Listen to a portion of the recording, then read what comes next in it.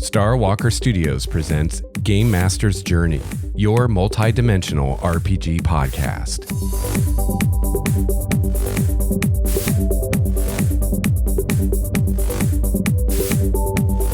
Hello, listener. Greetings, fellow GM and or player. Welcome to episode 93 of Game Master's Journey, your multi-dimensional RPG podcast. I'm your host, Lex Starwalker, and I'm transmitting to you today from the Obsidian Monolith somewhere outside time and space. So today, for episode 93, I want to return to Dungeons & Dragons 5th edition.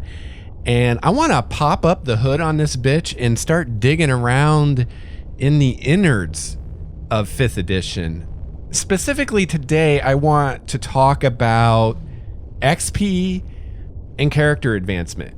Now, I've already talked a bit about XP in 5th edition, starting with episode 82, in which I asked the questions whether or not to award XP based on encounters or based on milestones or not at all. And then in episode 84, I revisited the XP discussion again with some of your feedback. So I talked about the whole XP thing from the point of view of, whether or not it's better to, award XP per encounter as suggested in the Player's Handbook and the Dungeon Master's Guide, or maybe to use the alternate system of milestones, or whether it's better just to hand wave it as a DM and just tell the PCs they level whenever you think they should level. And one of the points that was made in the feedback to that episode, which I then discussed a bit more in episode 84, was that I was a little unfair to the milestone and hand waving methods, because first of all, milestones don't have to be a whole level's worth of XP at one time. You can have smaller milestones, and the hand waviness, just because you're hand waving it as a GM and not using XP per encounter doesn't mean that it's completely arbitrary and you don't have your own system for how you're doing that, right? So those are good points, and that's totally true. So I'm coming back at it again today from a slightly different angle, talking about slightly different aspects of it, and really looking at how XP is used in the game, both to balance encounters and create balanced encounters, and also how it's used to level your characters. And in the previous episodes, I was pretty strongly on the side of, I think personally it's better to award XP per encounter, as the game suggests, mainly because I like the reward aspect of XP. I like the, if you do this thing, you get this reward of XP, which gets you a little bit closer to the next level. And to me personally, that feels like a little bit more direct of a correlation of the, what the players do and the rewards they get and how long it takes them to level and things like that. But again, you can achieve that same result using either the milestone method or the hand waving method, which is to say just telling them they level when you think they should level. It's all about how you do it, right? So just because you pick one of those particular methods doesn't mean that you can't reward the players for what they do, right? So today I'm actually kind of stepping back from my previous position a bit and rethinking it and wondering if maybe I might want to change my mind on that. And the reason is I'm not sure that part of the game is actually designed very well. And I'm not sure if it's really intended for the game to be run that way. I don't know. So, let's get into it. So I'm going to have pretty much everything I'm talking about written out in the show notes at starwalkerstudios.com/GameMastersJourney/93. Getting kind of deep in the system here, so I think it might help you to follow along through the show notes. It might make it more clear what I'm trying to explain to you. And also, you can look in the Dungeon Master's Guide starting on page 82, and that's going to help you out as well. The chart with the XP thresholds are on page 82, which I'm going to reference quite a bit. And then if you go forward a couple pages to the top of page 85 has the section on modifying encounter difficulty, which I'm also going to be talking about. So I think if you can have the DMG handy and or the show notes, it's really going to help you a lot in doing that or getting through this. So the first thing I wanted to talk about is this idea now in 5th edition that we have of the 3 pillars of D&D, which are combat, social interaction, and exploration. Okay, and we're told in the books that these 3 pillars of D&D are equally important and should get equal weight in your game, right? That, ideally, if you're running D&D, there's just as much exploration and social interaction as there is combat. The idea being that certain players will gravitate to one or two over the others, and certain character builds will gravitate to one or two over the others. And so assuming that your group is a blend of different types of characters and different types of players as far as what they want, as far as those 3 pillars, then if that's true, then it's best to present them all equally so everybody gets equal spotlight and gets equal time to shine with their particular character and doing the part of the game that they like doing, whichever those 3 pillars that is, right? Now, of course, that may not be true for your group. You may have a group where everybody's really into combat and they don't care about social interaction or any other permutation that could happen. But the thing I have with it is I think that that's a little difficult to do when the game itself in the design does not give equal weight to the 3 pillars. So we as DMs are supposed to give equal weight to the 3 pillars, but it's really difficult for us to do that when the system itself doesn't do that. It's not hard to look through D&D as a system and see that the combat pillar gets the vast majority of the support when it comes to mechanics and player options and all those things, to the point that you have certain character classes or archetypes where that's kind of all they do, like the champion fighter. He doesn't have much to help him with exploration or social interaction. The vast majority of his abilities are combat related. So the way this kind of ties into the XP thing and kind of what started this whole episode for me was thinking about the idea of awarding XP for non-combat things. Okay, so if you look at the player's handbook and you look at the DMG, the guidelines for awarding XP are all based on combat, basically, or at least an encounter with a monster or an NPC, because the XP that the PCs receive comes from monsters or NPCs, right? Like that's really, for the most part, the only guidance we're given as far as how much XP to give for a given encounter.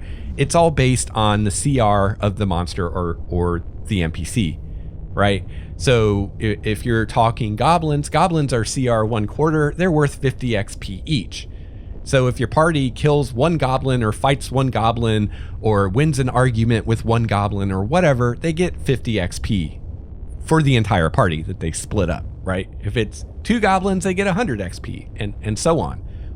The only guidance I've given whatsoever for giving XP for other situations that don't involve a monster or an NPC is some advice in the DMG, which just basically says, if you want to give XP for like a role-playing encounter, say, and you want to know how much XP to give, decide, whether that's an easy or a medium or a difficult or a deadly encounter, and then give XP according to that, right? And I'll come back to that later when we get more into the XP. But that's the only guideline that's given. There's no charts of, this is how much XP this and that is worth for things beyond creatures and NPCs. So for me, the question becomes, if I want to award XP for role-playing things that don't involve fighting a monster or overcoming a challenge or something like that, does that make sense in the context of the system of 5th edition itself? And the reason I ask that is, in a game where the 3 pillars of social interaction, exploration, and combat were truly given equal weight by the system, then giving equal XP for a non-combat encounter as you give for a combat encounter would make perfect sense to me. However, D&D is not that game. 5th edition is not that system. Very little mechanical weight is given to the social interaction pillar, and almost none is given to exploration. And what I mean by mechanical weight is actual game mechanics that involve that pillar. So if you look and compare, the amount of game mechanics involving combat, including things like class abilities and spells, and compare that with the number of game mechanics involving social interaction or exploration, I mean, there's a huge difference. It's not even a thing of argument. It's not even close. It's orders of magnitude of difference. Okay, social interaction, there's basically a few skills that you can use in social interaction that give you a bonus on a roll. And I guess there's things like charm spells and whatnot. And that's it, really, for social interaction. Exploration, there's really, there's perception and investigation. And I guess that it seems like that's kind of it, when it comes to exploration, other than, some spells like detect secret doors or something like that. If that's even a spell still in 5th edition, I'm not sure. I have to look it up. But again, I think that's pretty obvious, right? I don't think I have to convince you that more weight is given to combat than the other 2 pillars. So let's say you're playing a fighter or a rogue character. If you look at the abilities you gain as you level with that character, the vast majority of them are combat related. So for that character, it doesn't really make a lot of sense to me to get equal experience or even any experience from a non-combat encounter.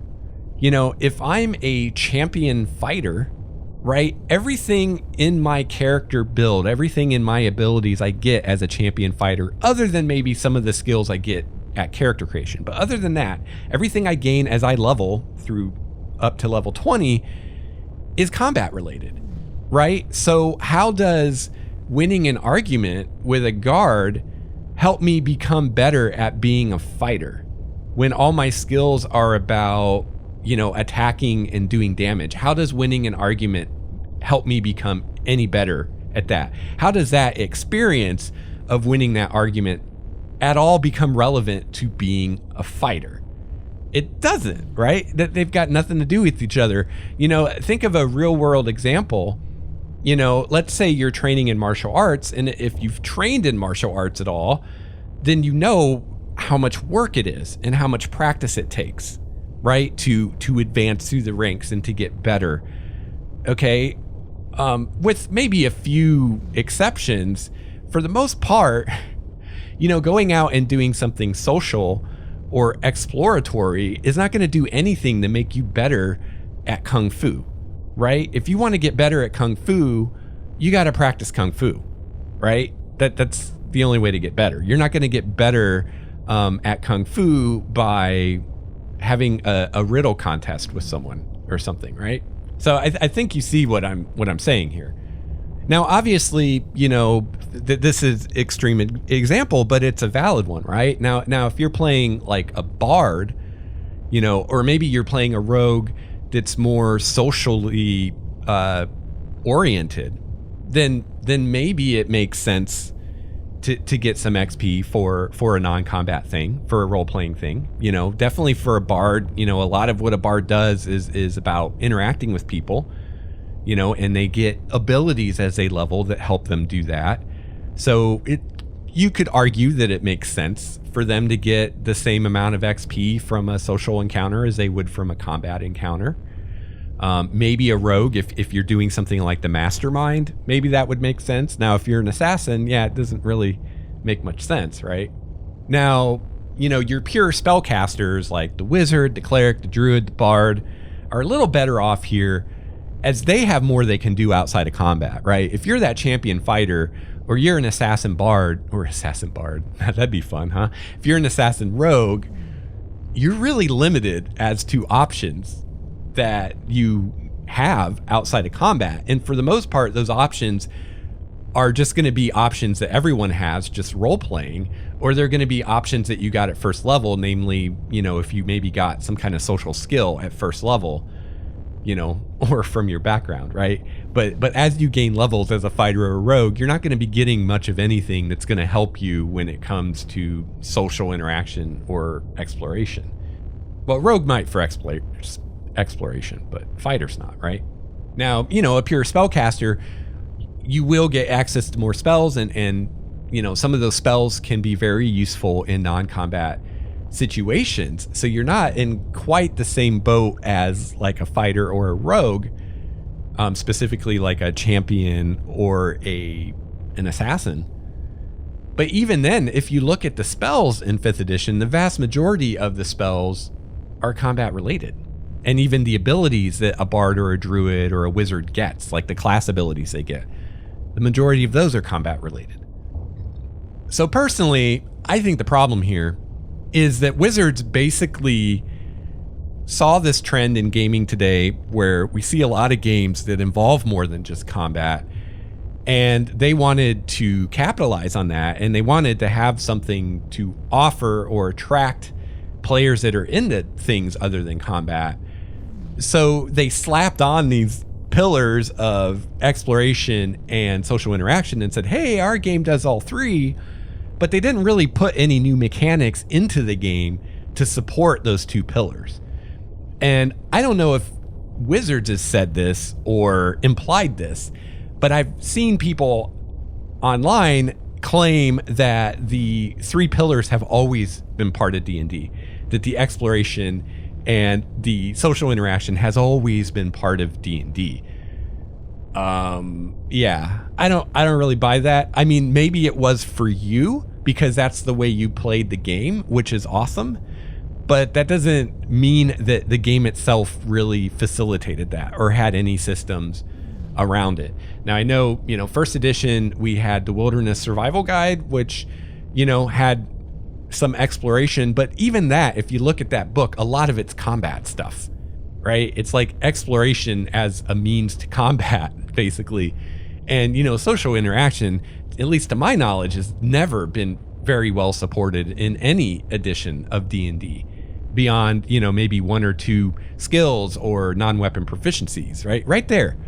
Your proficiencies from 2nd edition, right there is a huge clue, right? We have weapon proficiencies and non-weapon proficiencies. That right there, what does that tell you about this game? What does this game focus on?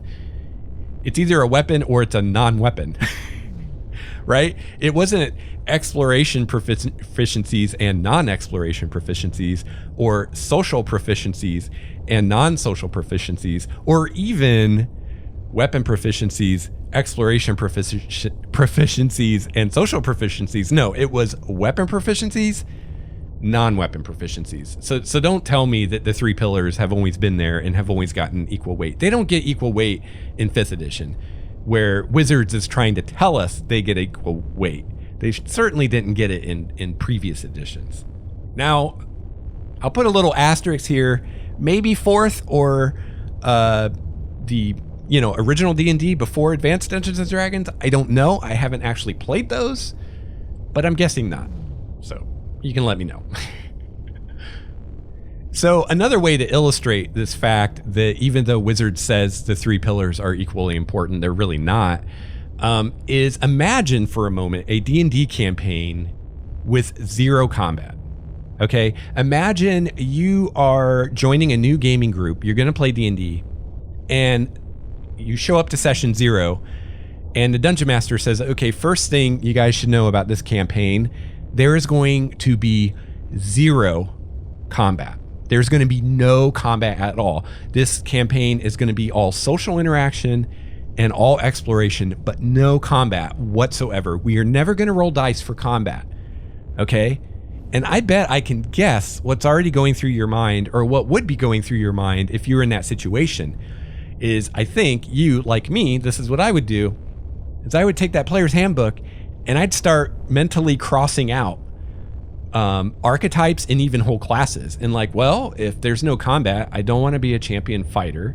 I don't want to be a berserker barbarian.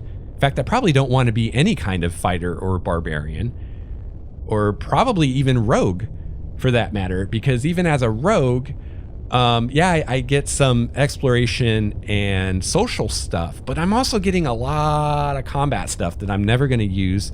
So I think I'd be better off being a bard. I'll still get the social stuff and pretty much the exploration stuff. And I also get spells, which will be a little more useful in non-combat situations than all those rogue abilities like sneak attack that I'm never going to use in a campaign that doesn't have combat, right? So you see, just by saying, this campaign's going to have 0 combat, it completely changes the game. Your choices for character creation go from, a couple dozen to just a handful, right?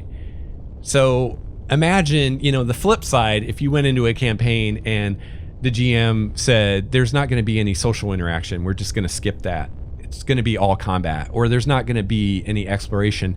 It wouldn't really change much at all. I mean, there might be maybe an archetype you could find that you're like, well, if there's no social interaction, I don't want to be this. But I don't even think that's true.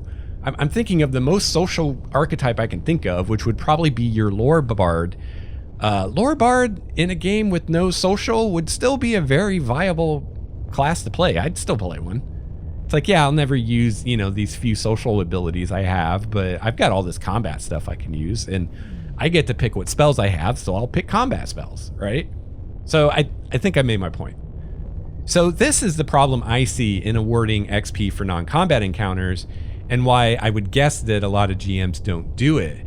It just doesn't make sense in the mechanics of the game to give out XP for non-combat things. And in fact, the whole idea of giving XP for things other than encounters or combat encounters is an optional rule in the DMG. If you're just running the game with no optional rules, you're not even thinking about this.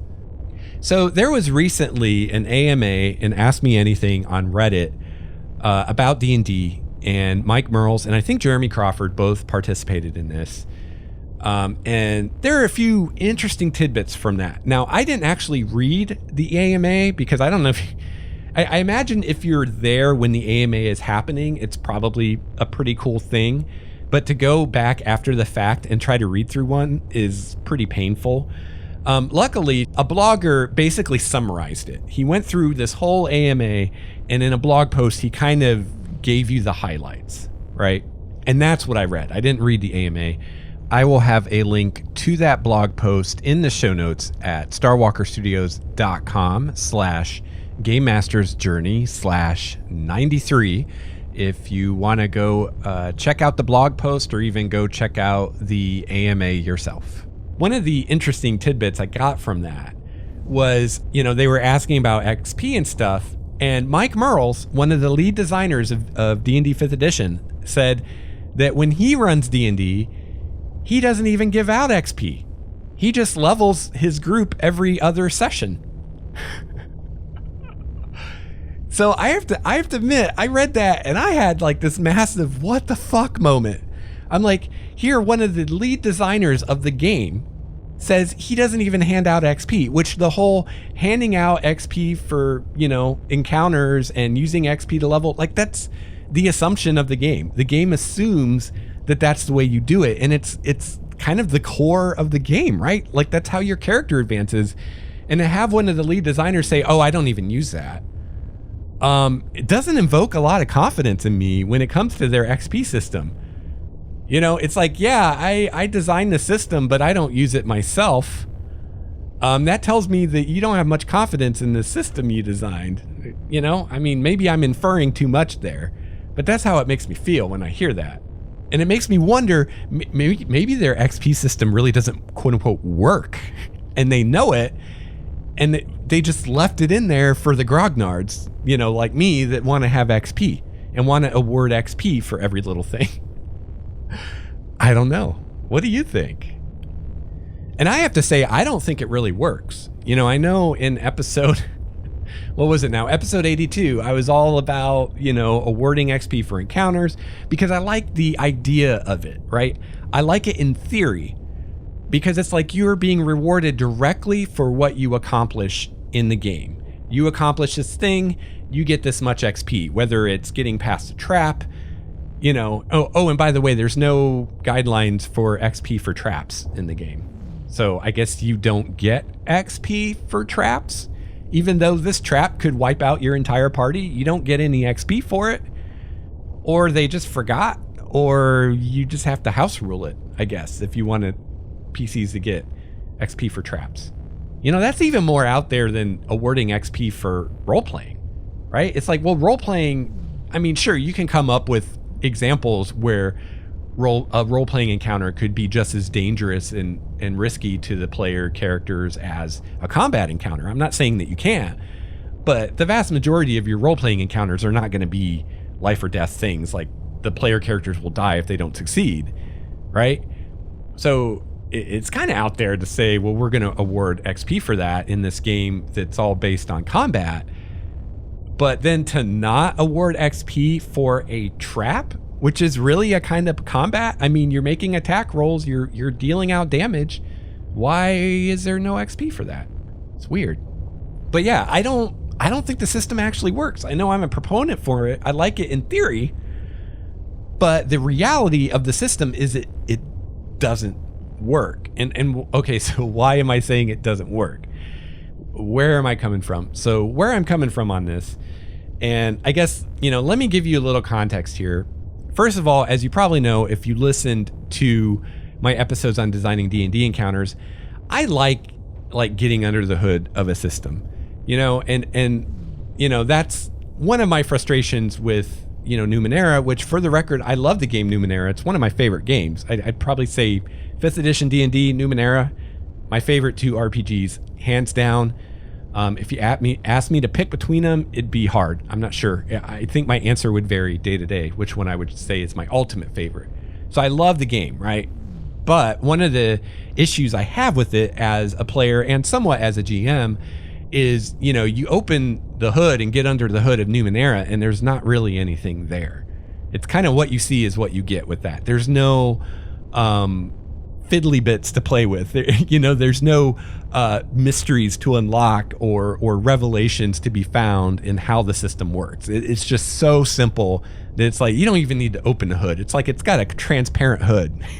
You can see all the parts working without opening the hood, So I like a game where I can kind of dig into it and figure out, what's going on in the design of this game. How do these moving parts fit together?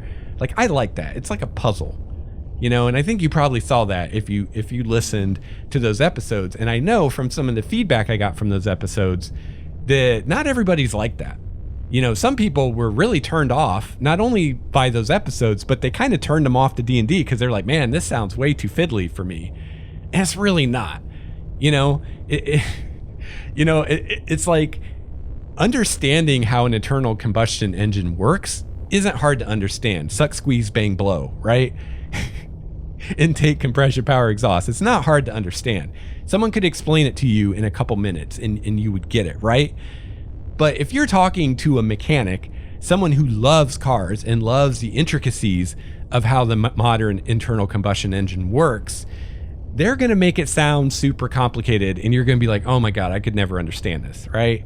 So I think it's kind of that kind of thing. Like in that episode, I'm really getting into the nuts and bolts of D&D.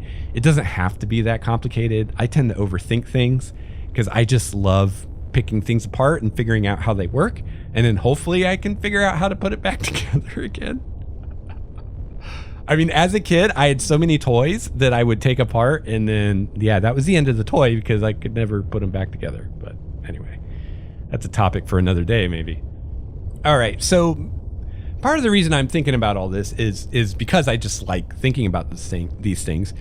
Another thing is, the OGL for 5e is out, and I've been kicking around the idea of trying to publish some adventures, or publishing. I mean, it's not trying to. I'm going to do it if I decide to do it. So I've been kind of tinkering with some adventure ideas and trying to put together some adventures. And, something that I started thinking about was, how am I going to handle player character advancement in the adventures? Because I've seen examples of both methods in the official published adventures. So, for instance, Tyranny of Dragons, the first book, Hoard of the Dragon Queen, was like you can either award XP per encounters, as is assumed in 5th edition D&D, or you can do milestone. If you do milestone, here are the points where the player character should level, right? So you could do either or. And then the second book, Rise of Tiamat, they went just to milestone. And I understand why they did it. I think milestone definitely worked better for that book. Just in retrospect, they should have done milestone the whole time, because for me, and I think I've said this on the show before, it was a real pain in the ass, because I was trying to do the XP per encounter for the first book, and then I get to the second book and now it's milestone. So I had to kind of switch gears, and I would have preferred to have just done the milestone from the very beginning, if that's what we're going to end up doing, right? So we've seen both methods from Wizards.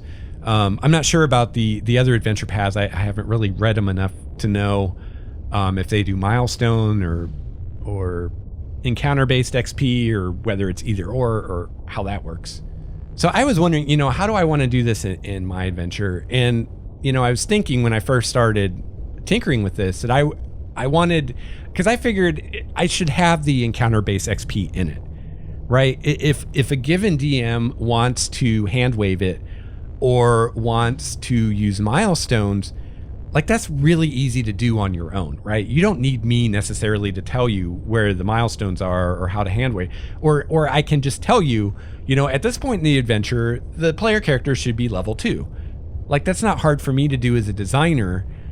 That's easy, right? To just add that in. What's hard is doing the encounter-based XP and making sure that there are enough encounters to actually give you the XP you need. Because one thing that I find really annoying, and this was a problem I saw in some of the Pathfinder adventures I ran, which, used encounter-based XP, is the adventure actually wouldn't include enough encounters for your player characters to get to the level they needed to get. So if you were doing the encounter-based XP as a DM, you had to either just every once in a while just give them XP for nothing, just to keep them where the adventure needed to be, or you had to come up with your own encounters to add into the adventure so that they could get where they need to be. Now, I know you might be saying, well, that's okay, Lex, because, when you run a published adventure, you should be adding your own encounters anyway. And I totally agree with that. You should. But I think if I'm buying an adventure, that adventure should have everything I need. I shouldn't have to come up with my own encounters just so that the PCs can be the level they need to be to not TPK when they get to the next fight. Right? I shouldn't have to do that. Yes, as a GM, I should do that just to tailor it to my group and make it a better adventure, but it shouldn't be required for me to run the game to do that. It's kind of my opinion. So I thought, if I'm going to put out an adventure, I want to have the encounter-based XP there, and I want to have enough encounters so that the PCs are where they need to be, and the DM can just run it out of the box if they want to, and they don't have to add encounters, right? So that's why I decided I would do it. I was like, well, I'll do the encounter-based stuff, and then I can just, in the adventure, for the GMs that want to do the hand wave or the milestone, I can say, this is a milestone, or this is the point where the PC should be level 2, right? And then as a DM, it's easy for you to resolve that if that's the way you want to do it. Well, the problem became when I started trying to actually do this and design an adventure around the encounter-based XP. And the issue is, assuming you're starting at first level, and assuming you want the PCs to advance to level 2 in a single session, which is what is recommended in, I believe it's the DMG, where they kind of give guidelines for the pace of leveling. So these guidelines come from page 261 of the DMG, in the section titled Session-Based Advancement. So this is where I'm getting my guidelines of how long it should take to advance. And so they suggest the characters should reach second level after the first session of play, third level after another session. So one session to get from level 1 to level 2, one session to get from level 2 to level 3, 2 sessions to get to level 4, and then 2 or 3 sessions for every level after that. And it says this rate mirrors the standard rate of advancement, assuming sessions are about 4 hours long, except that it doesn't. And that's the problem that I found here, and why I'm saying that this system doesn't really work. Okay, so to illustrate this and to take an example and keep the example as simple as possible, I'm going to use an example of a first level party. But keep in mind that this problem exists at every level, and indeed it gets the problem gets bigger the higher level you get. Okay, so here's the thing. Okay, if you're designing an adventure for first level, there is no way to fairly award a party enough XP to get them to level 2 in 1 4-hour session. Stop. That's just the math of it. And again, this is what is recommended in the thing I just read to you. It says you should be able to get from level 1 to level 2 in 1 session if you're using the standard advancement. But it's not true. It will take 2 sessions at least to award that much XP to the players if you do it by the rules. So from square one, the DM or the adventure writer is forced to choose whether to use that system or use a milestone instead, because if you do use the XP per encounter system as written and you don't, house rule it or change it in some way, it's going to take them 2 sessions to get from level 1 to level 2. And who wants to be level 1 for 2 sessions, especially in 5th edition? You're really, and I think folks from Wizards have even said this, level 1 and level 2 are like your apprentice levels. It's at 3rd level that you really become the character you want to play, right? Whether that's an evoker wizard or a battle master fighter or an assassin rogue or whatever. Level 3 is kind of where you come into your own. Level 1 and level 2, if you look, other than the spell slots and spell levels, if you look at like what the classes get at level 3, it's kind of similar to what a lot of times you were getting at level 1 in previous editions. They just spaced it out more so that as a new player with a new character at level 1, you don't have as many mechanics to deal with, right? And I like that. I like the way they did it. Now, I think for anyone that has much, if any, experience with the system, I think you're going to want to start at least level 2, probably level 3. You're not going to want to start many characters at level 1. And it's hard to run for level 1 characters because it's very hard to keep them alive and tell an interesting story of adventure and danger, right? If it's all going to be role-playing and stuff and no combat, then yeah, no problem. But if you're going to have combat at level 1, it can be rough. So as a player, I want to get through level 1 as quickly as possible. As a DM, I want to get through level 1 as quickly as possible. So to me, 1 session sounds right. It's like if I've got new players or people really want to start at the beginning of their character, I get that. We can start at level 1 and build, more background with that character. But I don't want to be there for more than a single session. And I don't think you do either. But again, if I want to use the XP per encounters, I can't get you there in 1 session. So this does continue on through the levels, and that disparity gets bigger the higher level you go, especially 10th level and beyond. You will never be able to level PCs in the suggested 2 to 3 sessions if you use the XP system as written. It's oftentimes going to take you 5 sessions or more. Now, personally, I'm fine with just not using the XP per encounter session and either doing milestone XP or just hand waving the XP altogether. I know I might have shocked you there. I've totally done a 180, right? But the system is forcing me to, because the way I want to do it is not supported by the system. But then I wonder, why isn't that the default? Why isn't milestone XP the default for the system? And awarding XP per encounter Why isn't that an alternate rule in the DMG instead of the other way around? So to help you understand this, I almost thought about doing a video for this, because I wish I had like a whiteboard or something that I could point you to illustrate, but I'll do the best I can with just audio. So for our example, we're going to have, let's say we have a level 1 party. We have 4 player characters. They're all level 1, right? Beginning characters. Now, if you want to follow along in your trusty DMG, the place you want to go to see what I'm doing and where this is coming from and how this all fits together, you want to go to page 82 of your Dungeon Master's Guide, and you want to look at the chart in the left-hand column of that page called XP thresholds by character level. And this is used for creating balanced encounters. So what this tells you, if we just look at the character level 1, the first row there, first level, tells you the amount of XP per character for that level of difficulty of encounter, okay? So an easy encounter is 25 XP per character. A medium is 50, a hard is 75, and a deadly is 100. Okay, so to further this example, let's take an example monster. We'll say a goblin is CR 1/4. A goblin is worth 50 XP. So, and for the sake of this discussion, we're gonna just kind of ignore the encounter multipliers, which come into play if you have more than one critter. There's a multiplier involved, or if your party is bigger or smaller much than 3 to 5 players.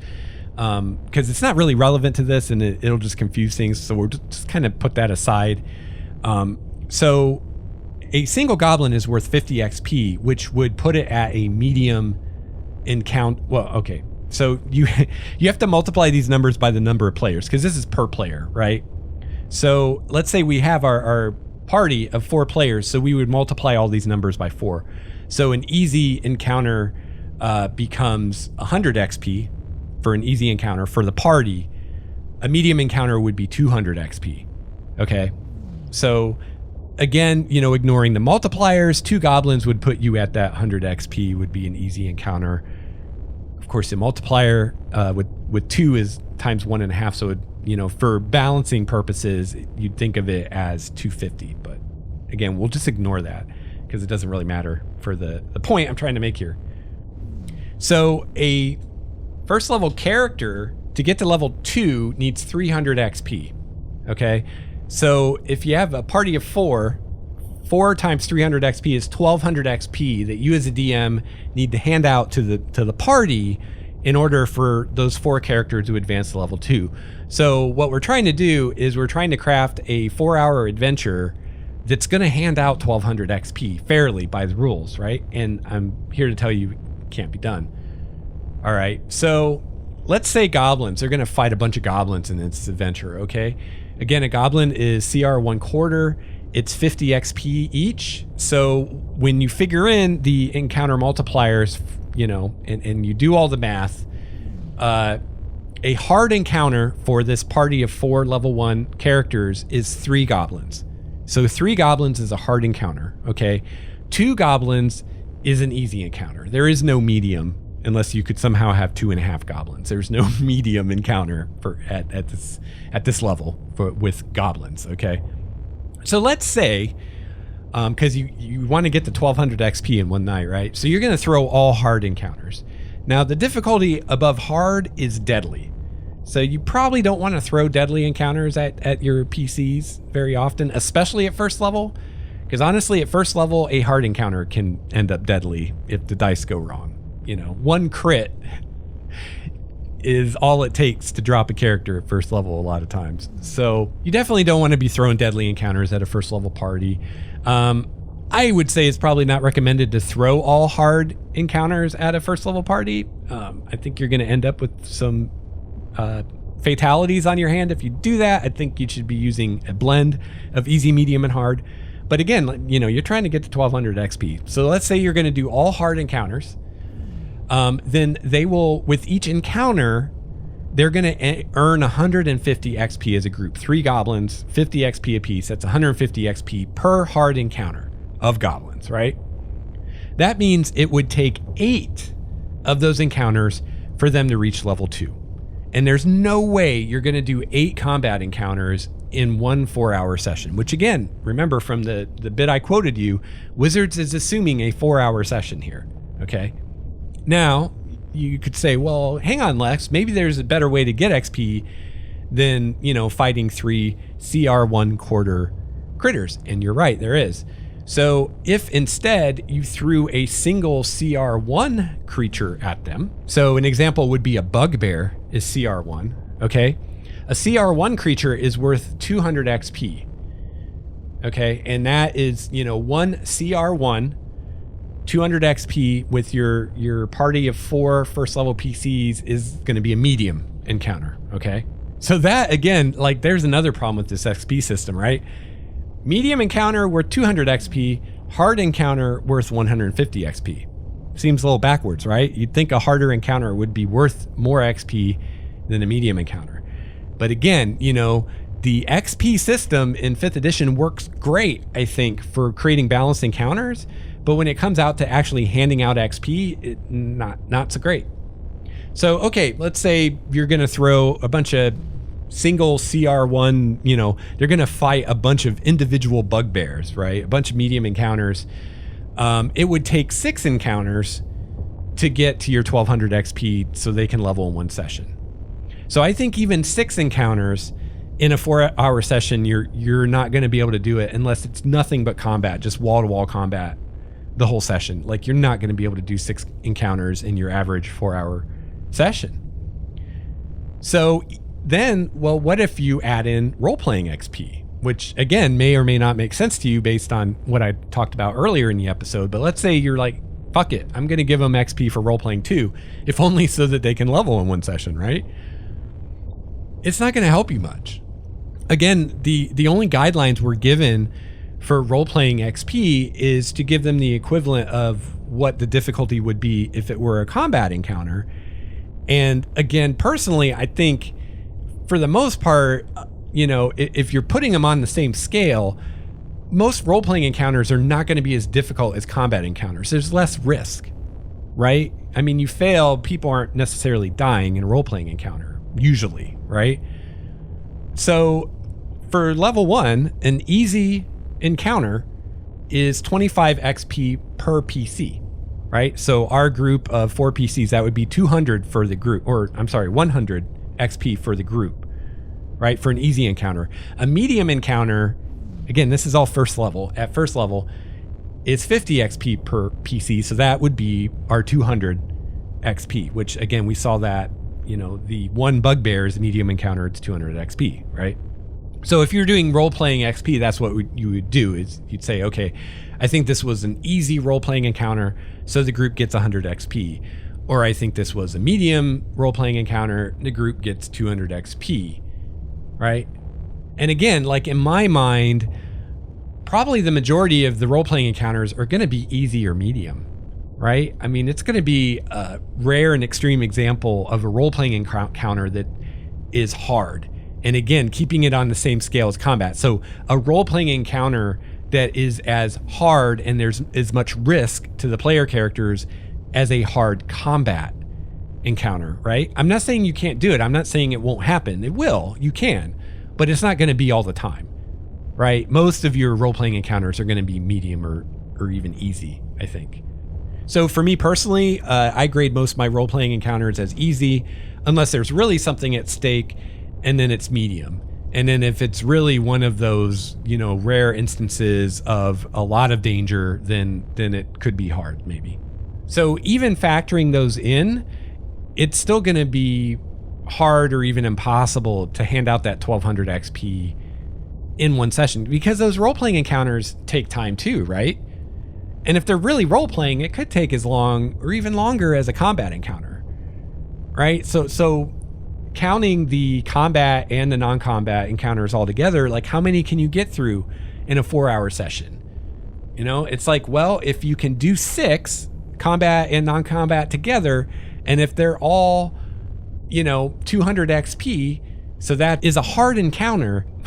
Well, okay, it doesn't, right? Oh, it's so frustrating. It doesn't correlate to the difficulty, right? At least not in non-combat, it does. If you're talking role-playing, then yeah, it correlates with the difficulty. You look at how hard is the encounter, and that's the XP they get. But combat, it's based on the monster XP. So I just showed you how 3 goblins is a hard encounter, but it's worth 150 XP, where 1 bugbear is a medium encounter. It's easier, and it's worth 200 XP. It's worth more. So that seems like fucked up, right? Like that can't be right. But that's how it is.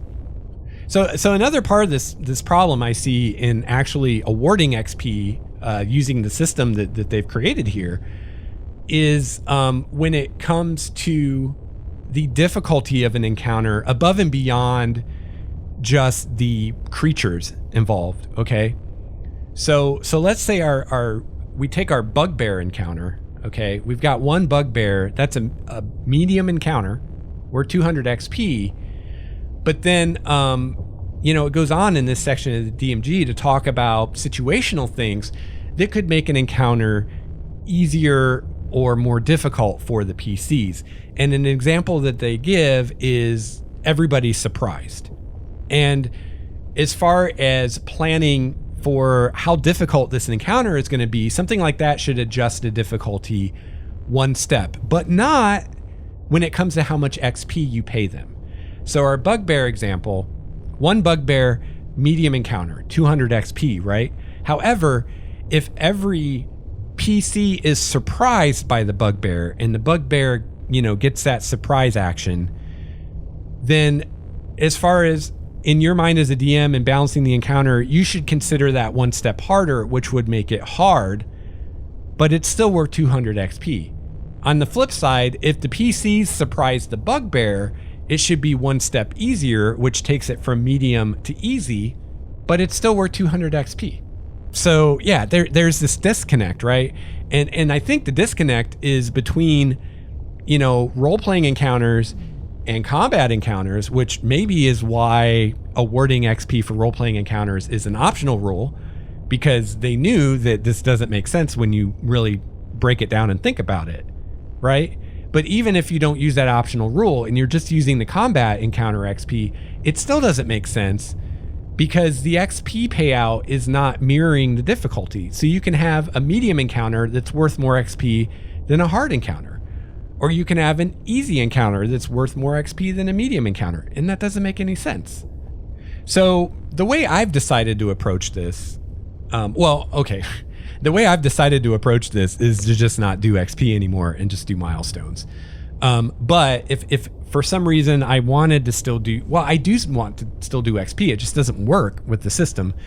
But one way that I could make it work, I think, is base the XP on the difficulty of the encounter, not on the XP awarded by the monsters involved, right? So I use that chart I just told you about in the DMG, page 82, and I use that to decide how much XP PCs get. Now, this is not what you're supposed to do. In fact, they come right out and say that, these XP budgets and whatnot are just for creating encounters. This is not what you should be awarding.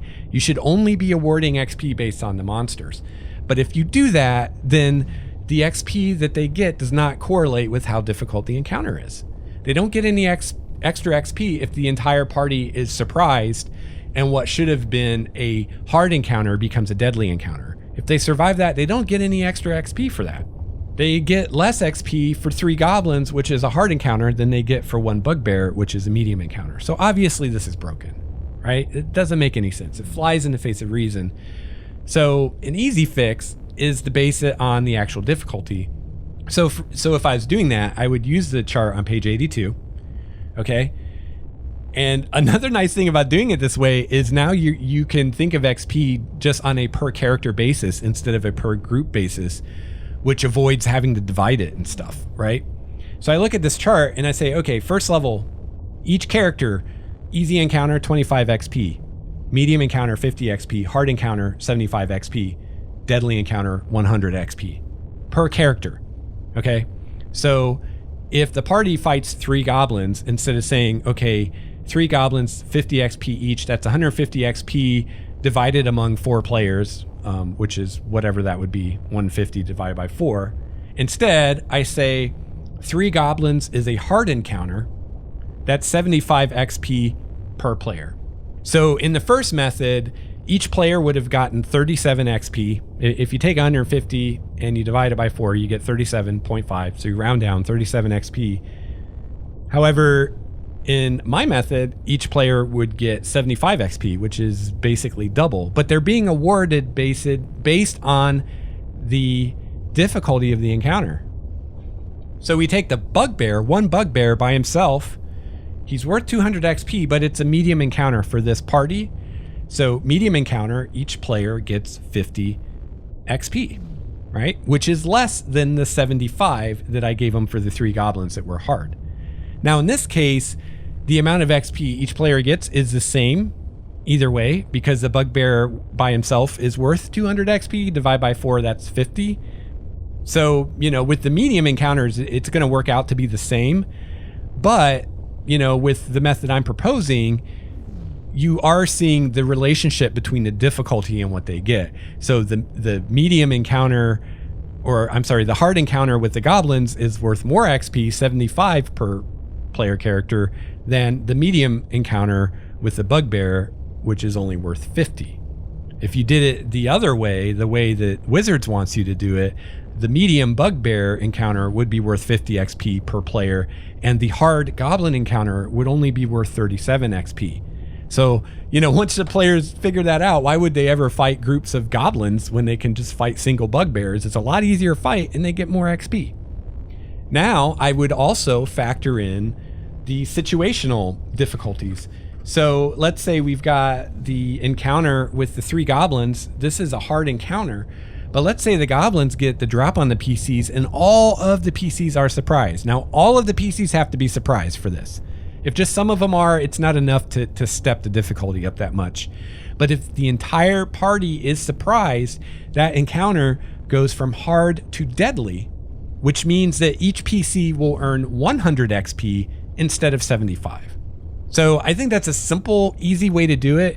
And it's also nice because, if you're building encounters using XP budgets and the difficulty of your encounters, you don't have to worry about what XP the monsters are worth anymore. And all your encounters are going to be the same at a given level. At first level, an easy encounter is 25 XP per PC. It doesn't matter what that encounter is or what creatures it is. A hard is 50, or a medium is 50. A hard is 75. A deadly is 100. And you know that for every encounter. I mean, you can practically do it in your head, right? So I think it would actually be simpler, assuming you're building your own adventures, than doing it based on the creature, and it would reflect the difficulty of the actual encounter. And then if you brought in the role-playing XP, they would fit together and they would be the same. Because again, you're rewarding role-playing XP based on the difficulty of that encounter. And as long as you as the DM keep in mind that, a medium role-playing encounter should be as risky to the PCs as a medium combat encounter, and you're not rating your role-playing encounters too high and giving too much XP for them, I think it would work out great. And it would also solve this issue of it taking too long to get the XP to level.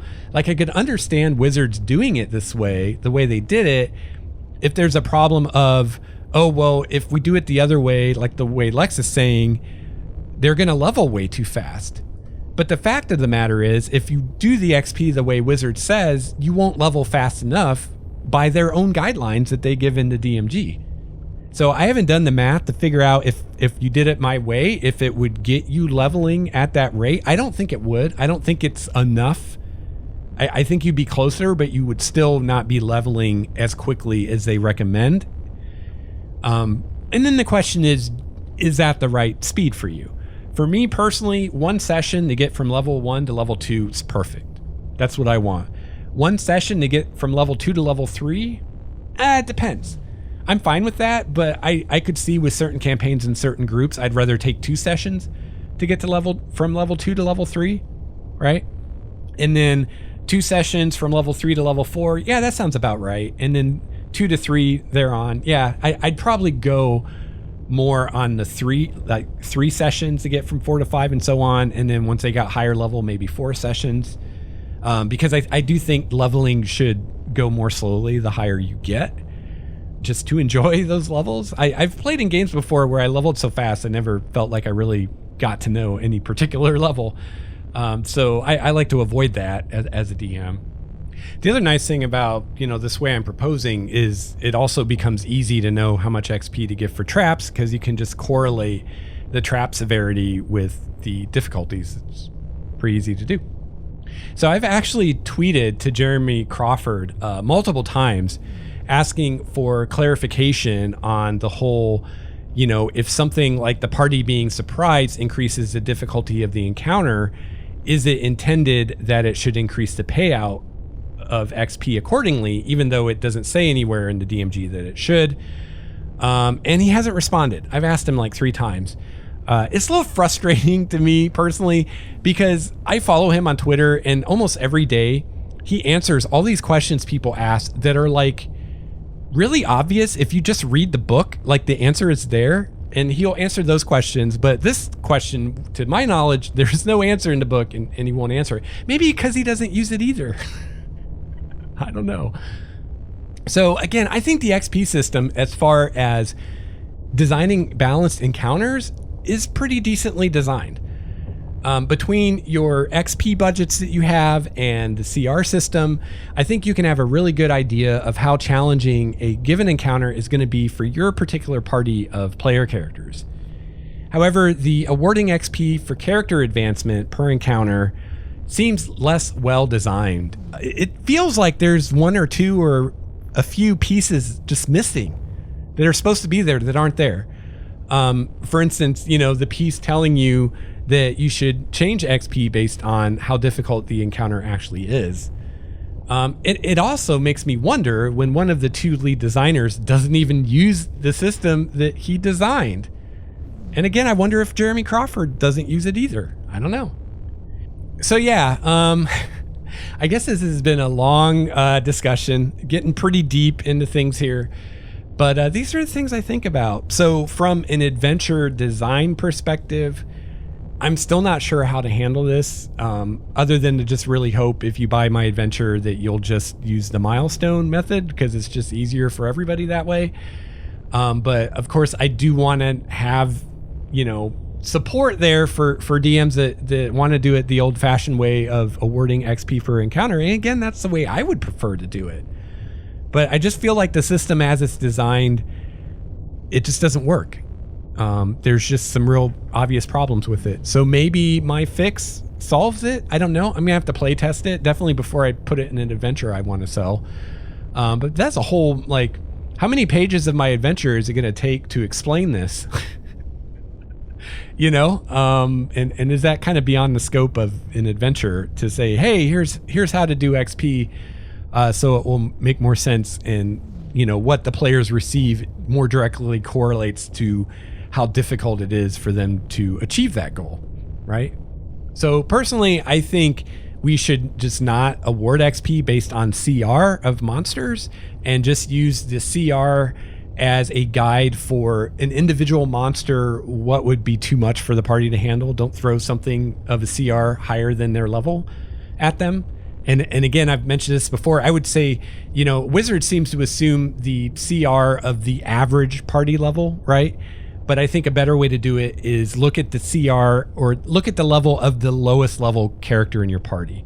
Because the whole idea here is, if you have a level 2 character and a level or a CR3 monster attacks them, they could one-shot that character, right? So if you care about that and you want to avoid that, then you want to look at the lowest level character and not use a CR higher than that, as opposed to the party average. Because the party average could be 4, but you've got a level 3 character in there, or even a level 2, and that CR4 is just going to annihilate them if they get attacked by it. Or could, right? Especially if they crit. So, personally, I think the solution to this is just use CR for that, but ignore the XP values and get the XP that you're going to award from that chart on page 82 of the DMG. Just look at the level of your party. Look at how difficult that encounter is, whether it's easy, medium, hard, or deadly, and then give each character that amount of XP. And again, factor in, situational things, like if everybody's surprised and it's one step harder. If all of the enemies are surprised and it's one step easier and they're going to get less XP, which is appropriate, right?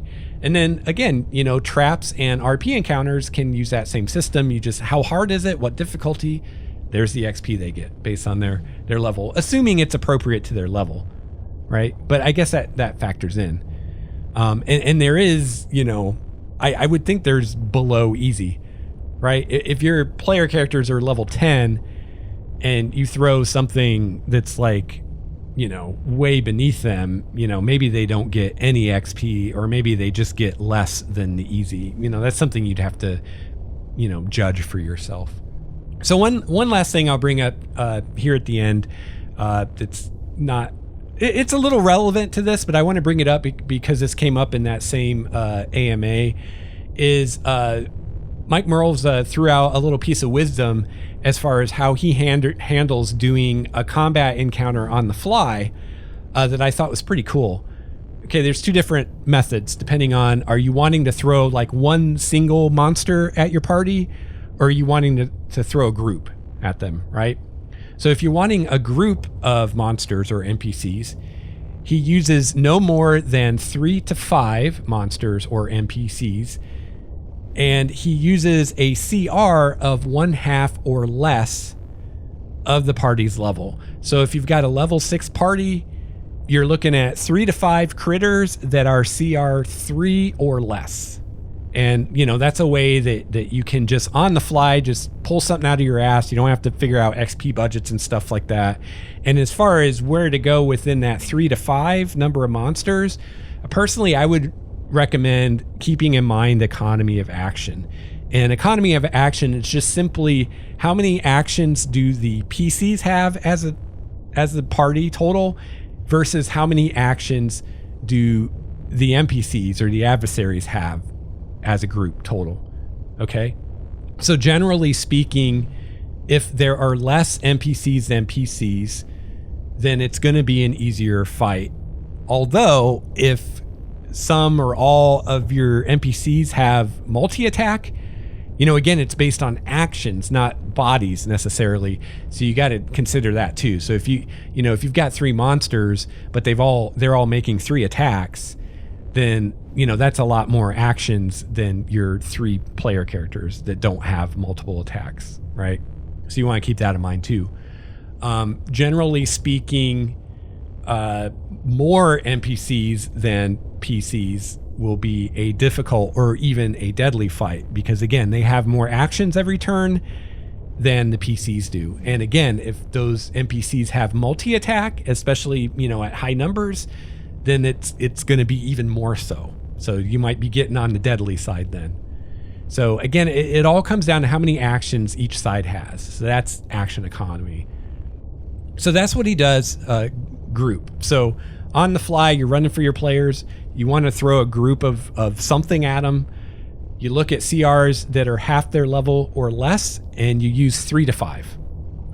Now, I can tell you, looking at the way the XP budget works, I think if your group is 6 PCs or more, I think you can go above 5. But again, you want to look at that economy of action to guide you, okay? Now, if you just want to throw a single opponent at the PCs, what Mike Mearls does is he just uses 1 creature with a CR equal to or less than the party's level. And again, that's all he says. So the assumption here is the average party level. But again, I would recommend looking at the lowest level character in your party and make that your maximum CR. So there you go. Again, that's from that same AMA. I'm also, I have all this stuff written out that I talked about. So I'm going to have all this in the show notes if you kind of want to go through it, help you wrap your brain around it. I looked in the OGL. I was hoping that the XP threshold table would be in there, but I couldn't find it. So, because I really wanted to post a table, but I don't want to get in trouble from Wizards for posting their table on it. So I will just hope that you have your own DMG and you can turn to page 82 and kind of look at that table and the following pages and use that to kind of guide you as you go through this. So again, just to further clarify for you, if you've got your DMG handy, page 82, the XP thresholds by character level, that's where you're going to get your values for your encounters. So if you look, 4th level character level, easy encounter 125 XP, medium encounter 250, hard 375, deadly 500. So what I'm proposing is, ignoring creature CR when it comes to XP payouts and just, based on the encounter that you built, if it's a medium encounter and, they're 4th level, each player character gets 250 XP. If it's hard, each player gets 375.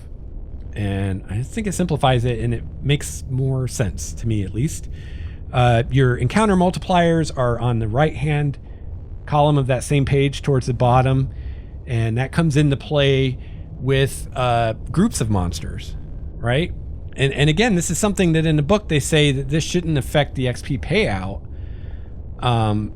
And I think, if you're using my method and you're going by the difficulty, like that's going to be part of the difficulty anyway, and it shouldn't. You should just use that value. But if you're using the XP from the CR, then I think maybe you should use the multiplier result for the XP payout as well, because then that's going to reflect also the fact that the 3 goblins is harder than the 1 bugbear, right? Because the 3 goblins would have a multiplier of ×2, which would make it 300 XP instead of 150, which is more than the 200 XP that the bugbear is worth. And I just did the math, and I took that 300 and divided it among 4 players, and that's 75 XP each, which is exactly the same as the hard XP payout per character at 1st level. So actually you end up with the same number as if you use my method. Now I'm not sure if that stays true through all the levels and the various difficulties, but it might. Okay, and finally, the last little piece that you need here is the bit I was talking about. The encounter difficulty is at the top of the left column on page 85. And here it tells you, you increase the difficulty of the encounter by 1 step from easy to medium, for example, if the characters have a drawback that their enemies don't. You reduce the difficulty by 1 step if the characters have a benefit that their enemies don't. Any additional benefit or drawback pushes the encounter 1 step in the appropriate direction. If the characters have both a benefit and a drawback, the 2 cancel each other out. Situational drawbacks include some examples: the whole party is surprised and the enemy isn't. The enemy has cover and the party doesn't. The characters are unable to see the enemy. The characters are taking damage every round from some environmental effect or magical source, and the enemy isn't. The characters are hanging from a rope in the midst of scaling a sheer wall or cliff, blah, blah, blah, blah. So all these things sound like things you should get extra XP for, right? I mean, if you're taking some kind of ambient environmental damage every turn and the enemy isn't, it seems like you should get more XP than just fighting a goblin normally, right? So yeah, I think I've beat that dead horse enough. So that's going to conclude this discussion. Again, check out the show notes, starwalkerstudios.com/GameMastersJourney/93 if you want to go directly to this episode, and I'll have this all spelled out there. And yeah, I think you look at that, you look at your DMG, and yeah, let me know what you think. I would really love to hear from people on this, assuming you care. I know probably most people don't care. They're either not playing D&D, or they just do Milestone, or they just do Handwave, or they just don't care. But if you care, and if you care about giving XP per encounter, and you care about that being fair and correlating with the difficulty, what do you think of my solution? Do you like it? Does that work for you? And if anybody's already doing that, because I don't think this is like genius on my part, I think it's kind of obvious. I kind of feel like it should be there, like this should be the way it is, and I'm not sure why it's not. So I would be very surprised if someone hasn't already come to these same conclusions and isn't already doing it this way. So if you are doing it this way and you're handing out XP that way, how do you feel it works with the pace of advancement? Do you feel like the pace of advancement is closer to those guidelines given in the DMG of, one session level 1 to 2, one session level 2 to 3, 2 sessions level 3 to 4, 2 to 3 sessions thereon? Is it closer to that than if we do it by the book or not? Or is it too much? Is it too much of a shift that direction and now they're leveling too fast and they're leveling faster than those guidelines? What do you think of the guidelines? What do you think about one session level 1 to 2, one session level 2 to 3, 2 sessions level 3 to 4, 3 to 4 sessions thereon? Does that sound right to you?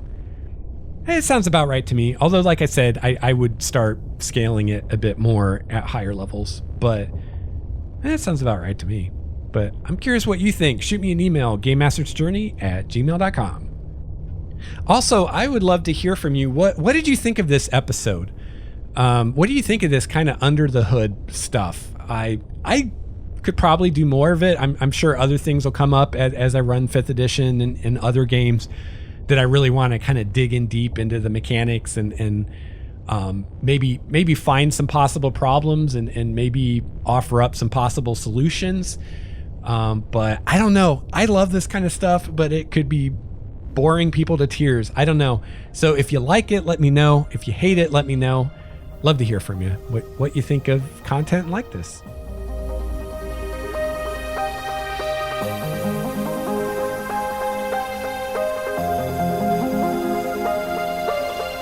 All right, well, that's going to wrap up episode 93. Again, if you'd like to reach me and give me comments or feedback on this episode or the show in general, you can do so by shooting me an email at gamemastersjourney@gmail.com.